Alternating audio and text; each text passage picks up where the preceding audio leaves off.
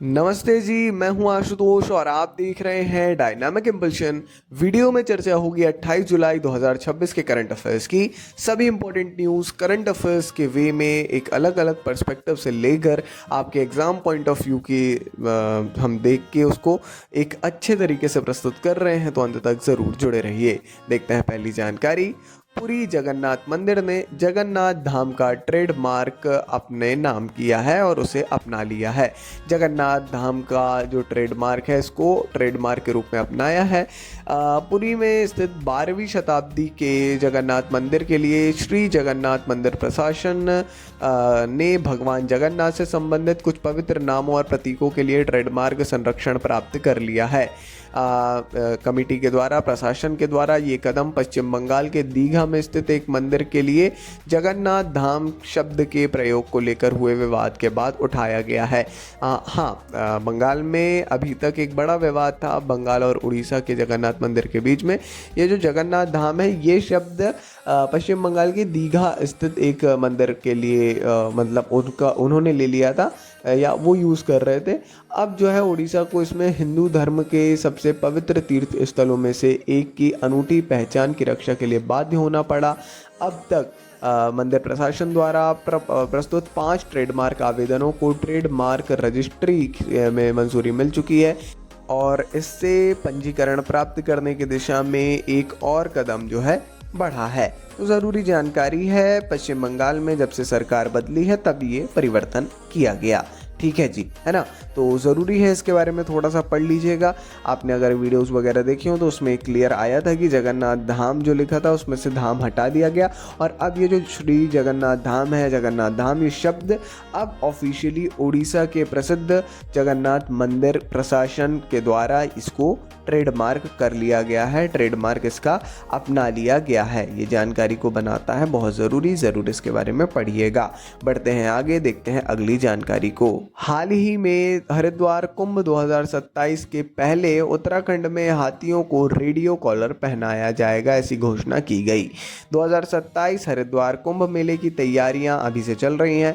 तैयारियों में गहमा गहमी के बीच उत्तराखंड वन विभाग ने वन्यजीव प्रबंधन के लिए एक अभूतपूर्व परियोजना शुरू की है ताकि यह आयोजन तीर्थयात्रियों और हाथियों दोनों के लिए सुरक्षित रहे।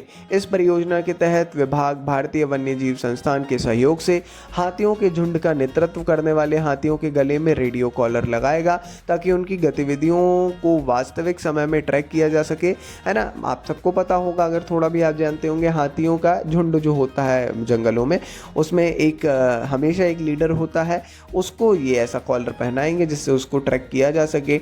इस परियोजना का उद्देश्य मानव हाथी संपर्क के जोखिम को कम करना, त्वरित प्रतिक्रिया सुनिश्चित करना और देश के सबसे महत्वपूर्ण वन्यजीव मार्गों में से एक में वन्यजीवों का संरक्षण करना है।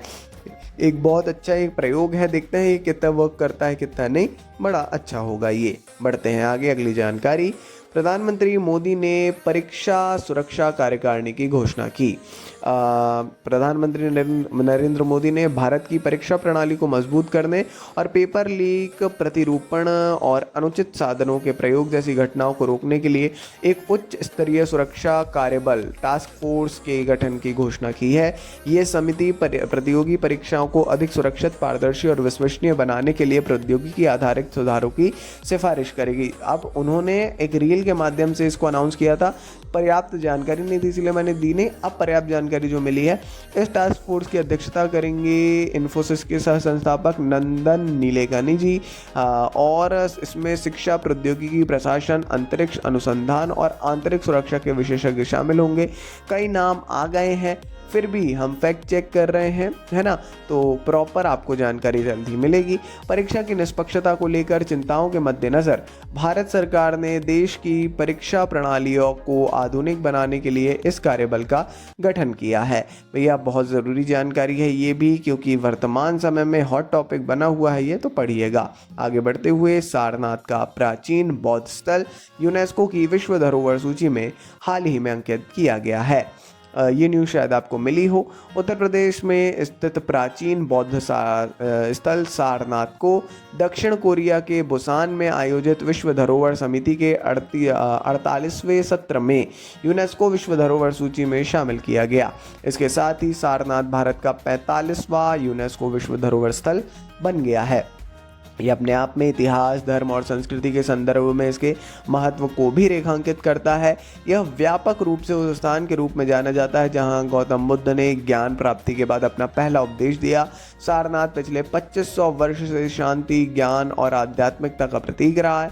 ये सम्मान भारत की समृद्ध विरासत में एक और अध्याय को जोड़ता है और बौद्ध धर्म के सबसे पवित्र तीर्थ स्थलों में से एक के संरक्षण के लिए विश्वव्यापी प्रयासों को और अधिक महत्व देता है।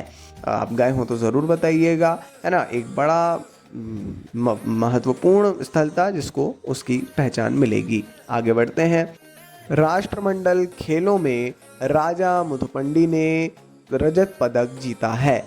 ग्लासगो में आयोजित राष्ट्रमंडल खेल 2026 में भारतीय भारोत्तोलक राजा मुथुपांडी ने पुरुषों के 65 किलोग्राम वर्ग में रजत पदक हासिल किया। राजा ने स्नैच और क्लीन एंड जर्क स्पर्धाओं में कुल 286 किलोग्राम 286 किलो भार उठाकर मलेशिया के अजनील बिन बिदिन मोहम्मद के बाद दूसरा स्थान हासिल किया और रजत पदक अपने नाम किया। अजनील ने खेलों का रिकॉर्ड बनाते हुए स्वर्ण पदक जीता, है ना।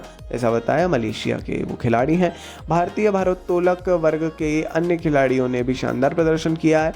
राजा मुथुपांडी ने पुरुषों के 65 किलोग्राम भारोत्तोलन स्पर्धा में रजत पदक जीता। राजा मुथुपांडी ने खेलों की सबसे प्रतिस्पर्धी सबसे ज़्यादा कंपटीशन है जहाँ उनमें से एक में कड़ी टक्कर देते हुए सिल्वर मेडल अपने नाम किया है, राष्ट्र के नाम किया है। बहुत बहुत शुभकामनाएं। एक और न्यूज़ है इससे जुड़ी हुई, आपको वो भी पता होगी, फिर भी हम बताते हैं।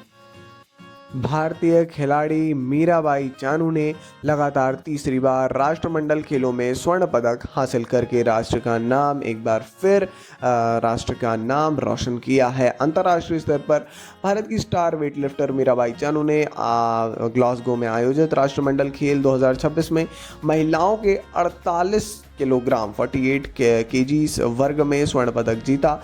चानू ने कुल 190 किलोग्राम भार उठाकर अपना खिताब बरकरार रखा और लगातार तीसरी बार कॉमनवेल्थ खेल्स में ये जो है खिला चैंपियन बनी है।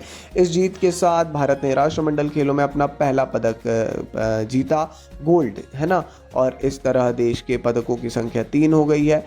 मीराबाई चानू ने राष्ट्रमंडल खेल 2026 में भारत के लिए पहला स्वर्ण पदक जीता और 31 वर्षीय एथलीट हैं। महिलाओं में 48 किलोग्राम प्रतियोगिता में एक और शानदार प्रदर्शन रहा और वो इस स्पर्धा को जीतने की प्रबल दावेदार भी थी। जाहिर तौर पर क्लियरेंस रहता है कई खेलों में, है ना, देख करके तो वो था। चलिए जी, बाकी ये थी आज के इस वीडियो की अंतिम जानकारी।